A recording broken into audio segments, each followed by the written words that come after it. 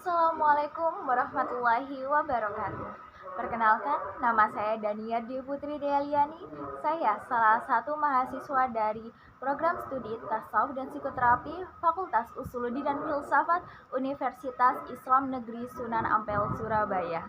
Di sini saya akan menjelaskan tentang hasil penelitian saya pada sebuah pesantren yang ada di Surabaya, yakni pesantren Suryalaya, Surabaya. Teman-teman, sebelum kita lanjut untuk membahas tentang pesantren Suryalaya Surabaya dan juga Tarekat Qadiriyah wa Naqsabandiyah yang ada di dalamnya, kita harus tahu dulu pesantren itu apa sih? Mungkin kita sudah tidak asing lagi mendengar kata pesantren, karena pesantren sendiri sudah sangat familiar di telinga kita. Padahal, pesantren merupakan tradisi umat Hindu dalam proses pengajaran pada zaman dahulu di India. Kemudian diadopsi oleh Wali Songo yang menyebarkan agama ke Nusantara. Pesantren sendiri terdiri dari 3 hal. Yang pertama, yakni kiai atau guru. Yang kedua, murid. Dan yang terakhir, tempat tinggal. Pada awal perkembangannya, santri-santri ini tidak memiliki tempat. Bahkan pada santri-santri ini belajar di rumah kiai dan tinggal di sana. Tapi seiring berkembangnya zaman, seiring bertambahnya banyak santri, sehingga tidak lagi rumah kiai itu memuat para santri-santri tersebut. Sehingga kemudian kiai dengan hasil usahanya sendiri dibantu oleh para santri dan atas persetujuan warga setempat membangun sebuah langgar atau masjid sebagai pusat peribadatan dan juga sebagai tempat untuk para santri menimba ilmu. Tidak berhenti di situ, seiring perkembangan zaman, pesantren ini berkembang sangat pesat. Bahkan dari luar pulau pun berguru pada satu kiai. Kemudian tidak lagi dengan bentuk masjid atau langgar, tapi sudah berbentuk asrama yang kemudian menjadi tempat tinggal bagi santri-santri yang bertempat tinggal jauh, sehingga dia bisa tinggal dan menetap untuk sementara dalam asrama tersebut. Ada juga pesantren yang mengikutkan tarekat di dalamnya. Salah satunya yakni pesantren Suryalaya, Surabaya. Sebelum membahas itu, ada satu fakta menarik bahwasanya santri, kiai, dan juga tarekat sangat berperan penting dalam proses kemerdekaan Indonesia. Bagaimana tidak?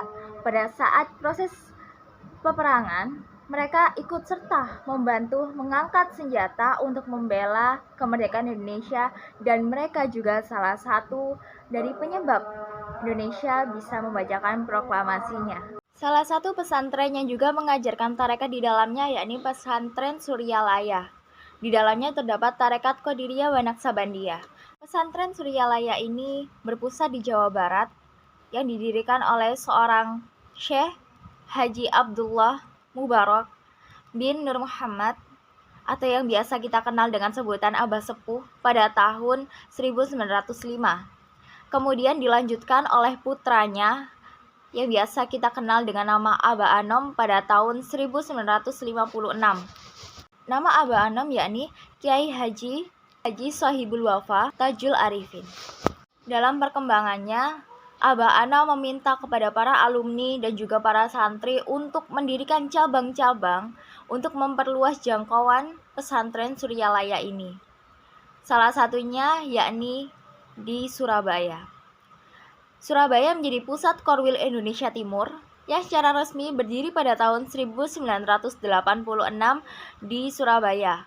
Pondok pesantren Suryalaya di Surabaya ini didirikan oleh salah satu murid dari Abah Anom, yakni Kiai Haji Muhammad Ali Hanafi Akbar. Sebelumnya tarekat ini bertempat di rumah Kiai Haji Ali yang beralamatkan Sidotopo Kidul nomor 146 Surabaya.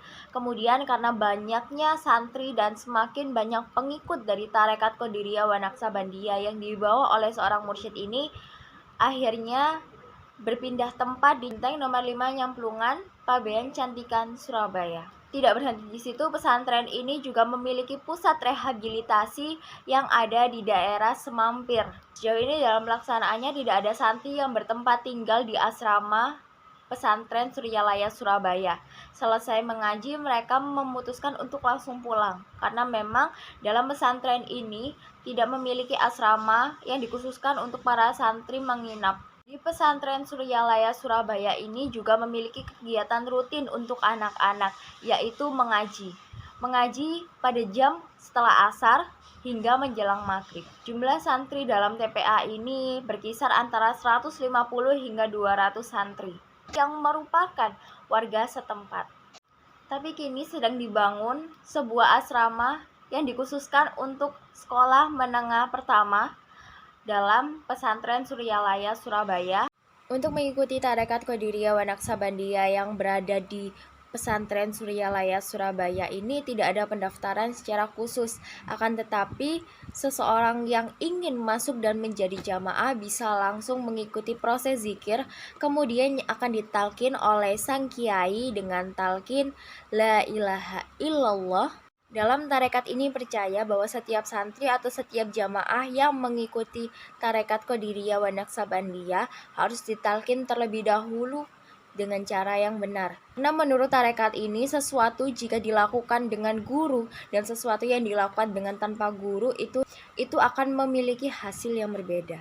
Dalam tarekat ini pula tidak harus seorang yang pandai dan seorang yang pintar atau ahli dalam membaca Al-Quran untuk mengikuti tarekat ini. Bahkan sekalipun dia mantan preman bisa mengikuti tarekat ini. Karena menurut tarekat yang berkembang di Surabaya, tepatnya di pesantren Suryalaya ini, setiap orang berhak untuk mendapatkan kesempatan untuk menjadi lebih baik. Karena pada suatu hari nanti saat yaumul qiyamah, ketika kita tidak memberikan orang kesempatan untuk berubah, maka orang tersebut akan meminta pertanggungjawabannya dan akan berkata kepada Allah, "Ya Allah, aku tersisih, aku ingin berubah tapi tidak diizinkan untuk berubah." Talqin sendiri biasanya dikenal dengan baiat, akan tetapi sebenarnya talqin dan baiat itu adalah dua hal yang berbeda. Seperti kisah dari Sayyidina Ali bin Abi Thalib, bahwasanya Ali bin Abi Thalib itu sudah Islam dari lama. Proses pengislaman Ali bin Abi Thalib merupakan proses baiat. Tetapi mengenalkan Ali bin Abi Thalib kepada Tuhan, kepada Allah, kepada Rob, itulah yang disebut dengan talqin.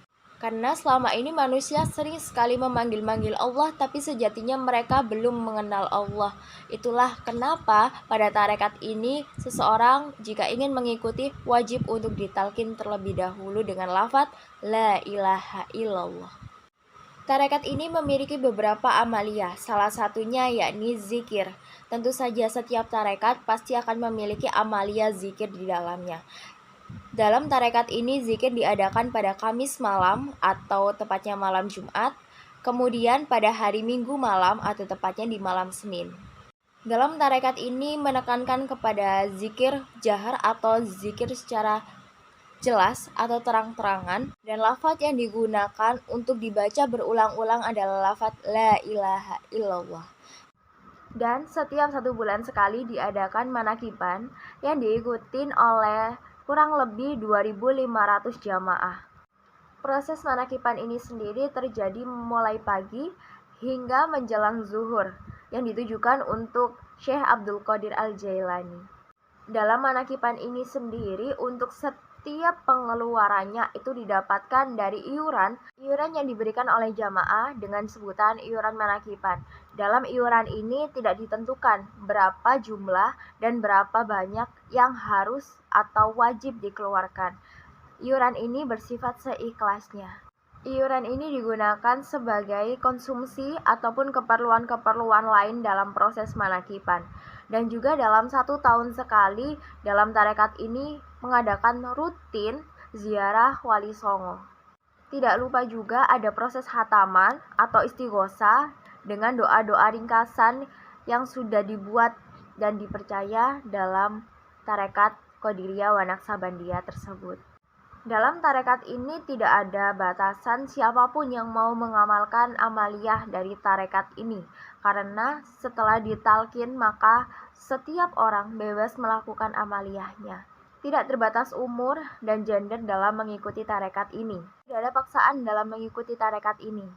Setiap orang dipersilahkan untuk mencoba terlebih dahulu. Apabila memang cocok, bisa dilanjutkan. Apabila tidak cocok, maka seseorang itu boleh meninggalkan tarekat ini. Dalam tarekat ini juga memahami bahwa manusia di zaman modern ini sangat susah untuk mendapatkan waktu beribadah secara sempurna.